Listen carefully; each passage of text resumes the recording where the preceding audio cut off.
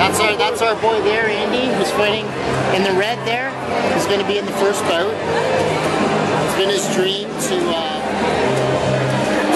be involved in an amateur bout or to fight, and he's only doing it one time, so very excited. Is this bucket list? It's on his bucket list, exactly. Oh, okay.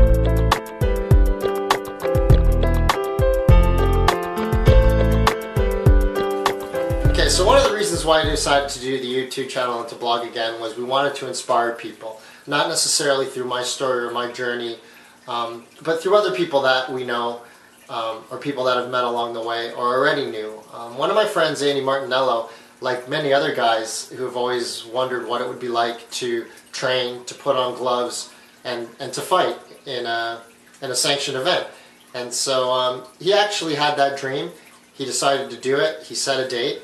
And he went and did it. He actually had an amateur fight, his one and only, and this was taken on May 7th, this footage that we have of him and his fight, and I interviewed him afterwards to see how he felt about the whole experience. So Andy, very proud of you. I think it's very inspiring what you did, not necessarily because, you know, fighting is this ultimate goal, or, you know, it wasn't so much what you did, but it was the fact that you set a goal, you did it, and you just kept your word, and I think that's inspiring enough in itself. So this is Andy on May 7th, and take note of how happy he is. It doesn't really matter about the result or the actual fight itself, but just the joy he had in achieving his goal of competing that night. So this is Andy on May 7th.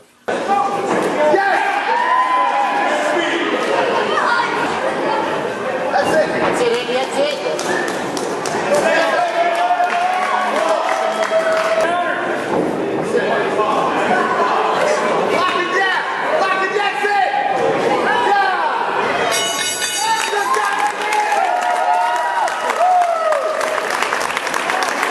Okay, so we're here with my friend Andy Marteniello, who had this on his bucket list. So then we're supposed to ask you, Andy, why is this on your bucket list? Why was this a dream of yours or something that you wanted to do?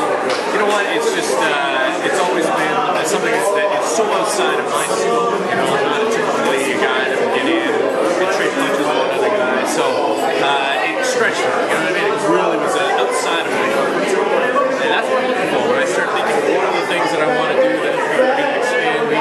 It's not easy. If it comes easy, then it doesn't really count for the rest. This, for me personally, wasn't easy. Not just the training, but the mental game of getting in front of another guy and trading punches. That was really hard for me to do. Was the training part harder or easier than you thought it was going to be? The training was really hard. Like, I mean, not just the training day to day, the cardio and all that, getting into sparring. Man, I gotta tell you, that was an eye opener, right? And unfortunately, not a high closer, but you know, it was close. I had moments where I was like, oh my god, I'm not sure about this, because you know, you get real good punches in the face. It wakes you up. That's what I meant to ask you. When you took your first real clean punch in the face, what was your thought process? Was it, I don't want to do this, or was it, okay? I stayed right in. I gotta tell you, I love that moment. I obviously remember very clearly. Ron's part, my guy that knows the stuff, a real good boxer. And we were sparring, just playing around. It's like fun on. And it was sparring, so they stopped it because I was stumbling, right? And, you know, I went in my corner, and my guy, the trainer, is like, okay, you're good for the life to get back in. And I did not hesitate for a second. And I felt that was a real moment.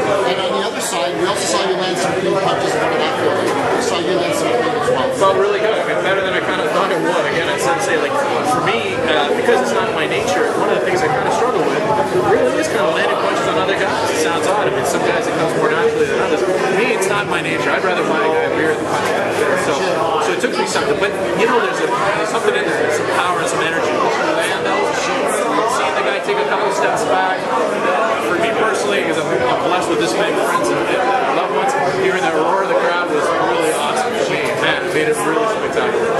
Now, I know myself, there's things in life that happen when time goes by fast and time goes by slow.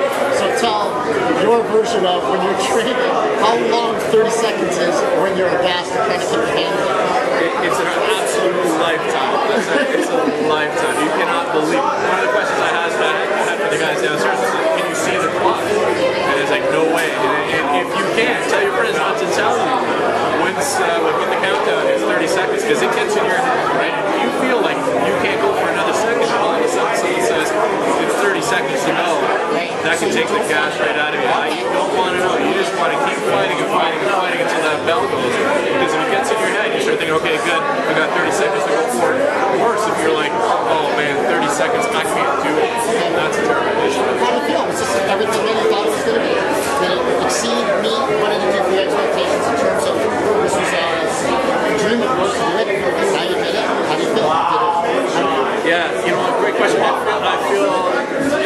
exactly the way I was hoping for. And actually, even more, even better. You know, I couldn't even imagine how good it feels just to have the role.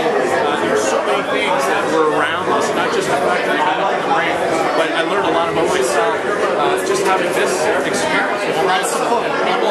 Man, it's just like I get choked up just thinking about it and being in this moment. It reminds me a lot of things, you know, that are so important in my life, and it's about a perspective thing, you know, and that's big. That's huge for me. It's bigger than I thought it could ever be. You're an inspiration to me, and if I could just ask you one final question, any advice for anyone out there who has a goal or a dream? Yeah, you know what? It seems like an obvious answer, but just believe in yourself. Go and do it, no matter what it is.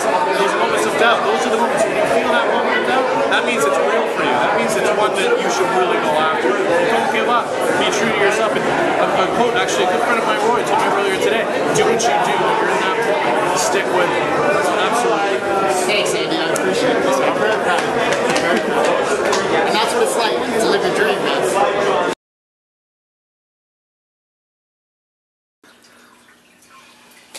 Okay, so one of the reasons why... Sorry, I just think that's funny. Sorry.